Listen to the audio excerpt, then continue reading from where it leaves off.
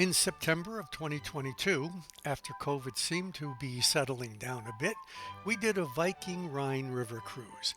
Although there are videos of the specific places we went, this video is just the scenes of what we saw on the river in no particular order and some of the boat we were on. Since this is going up and back down the river, which is actually a long time, this video is in two parts. So, as John Lennon said, relax and float upstream.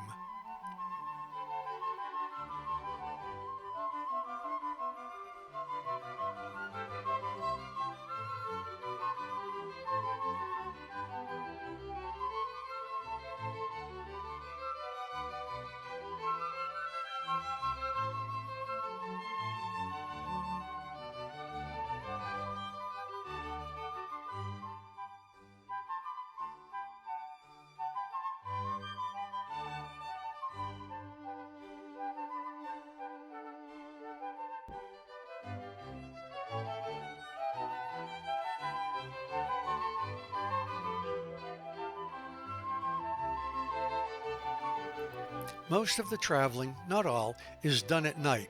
And unlike ocean cruises where there's motion in the rooms you're in, there are times, even with the drapes open, that you're not even sure you're moving.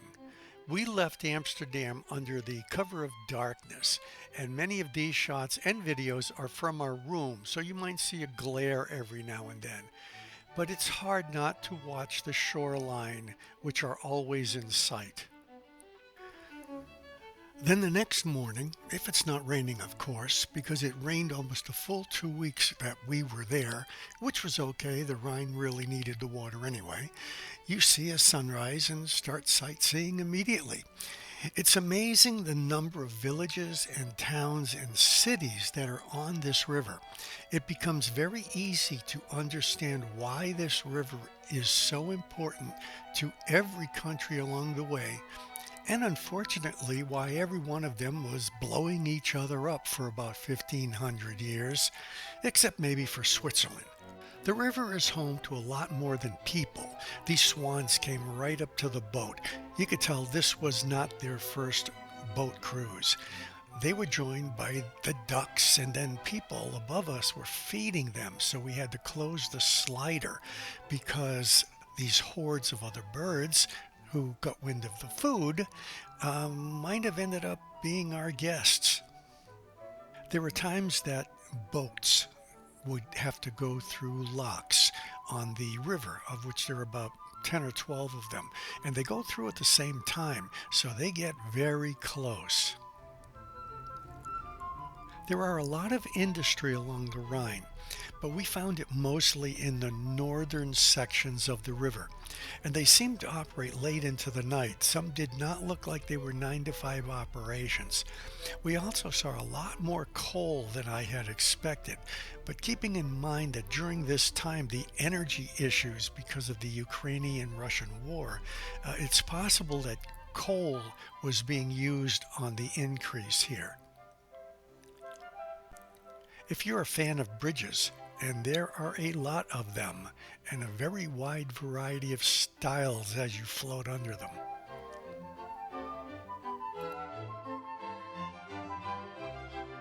We were there in the middle of September, just at the tail end of the worst drought in all of Europe for over 60 years. 2 weeks prior to our trip, the Rhine was so low that passengers had to be taken off the boat and bussed to the next destination so that the boat would be less low in the water and could be guided around the rocks and sand, some of which hadn't seen the light of day for over 100 years. The water level was down 3 to 4 feet. However, since it rained almost every day of the 2 weeks we were on the cruise, by the time we came up the river, the water had risen 3 to 4 feet to where it's supposed to be. In some of the pictures you can notice the difference. I didn't care if it was raining or not. I was up on the top deck taking pictures. There's all kinds of strange stuff on the Rhine. I have no idea what this is. One of the things I think of, and I can't say anyone else did, was that while I was enjoying the cruise and the food and the scenery and the river itself, it certainly looked a lot different to those like my father who were here with General Patton during the Second World War. I look to both sides and I see all this nice peaceful stuff, and they must have looked with fear and dread, knowing what was on the other side of this river and had absolutely no choice but to go over it. To them, this river must have looked like it was 100 miles wide. The amount of flat boat traffic on this river is incredible. 24 hours a day, 7 days a week, everything from coal, cargo, containers, as well as people.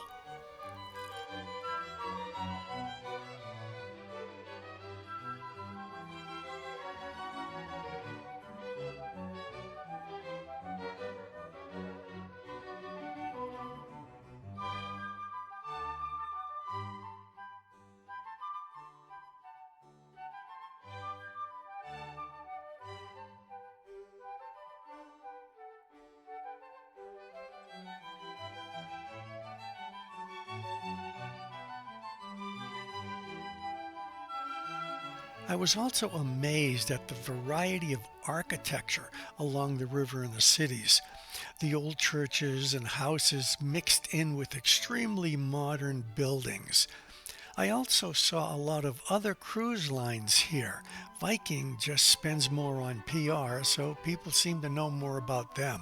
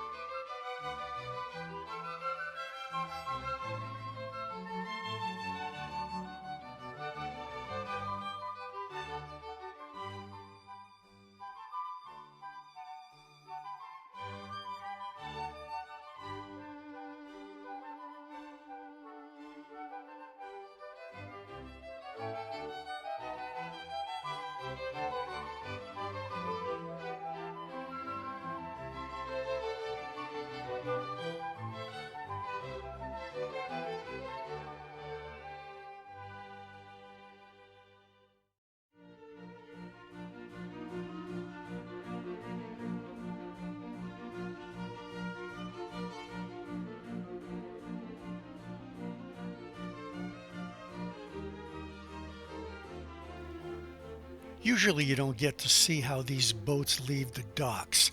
They go sideways first and then head out, and it's very, very slow. I had to run this video twice the speed just so it wouldn't take so long to actually look at it. Now, if we were in the city and they could figure out how to make cars go sideways, our parking would be much, much easier.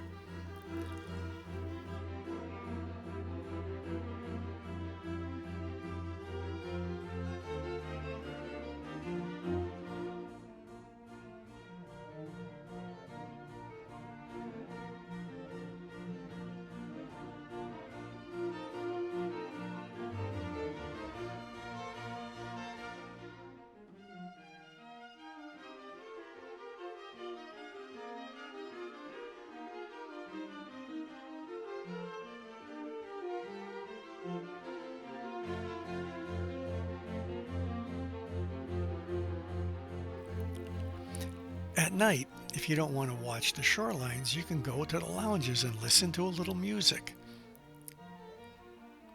When you start getting further south, you start seeing industry on one side of the river and farming on the other. One thing about the Viking operation is that they get fresh food all along the way. When they dock for supplies, everyone from the engine crew to the captain to the bartenders gets on the gangplank to hand chain the supplies. You could see here where the sand is showing. The cruise director said the water level had gotten so low that in some spots you could actually walk shore to shore. I thought this looked a little like Mickey Mouse. I'm not going to comment on this, it's just my strange sense of humor. All along the way, you could see other Viking boats. I have to say the staff to passenger ratio is amazing. The staff on these boats are really, really good. They speak multiple languages and they don't even seem to sleep. They're always around. We just can't say enough good things about the staff on our trip. Like I said, one side has industry while the other side has pastel lands. I saw water coming out from some of the factories, and I asked the captain about it, and he said that all the water coming out of these factories is treated, cleaned, and purified before it gets put back into the river. Actually, the Viking river boats also have their own purification system.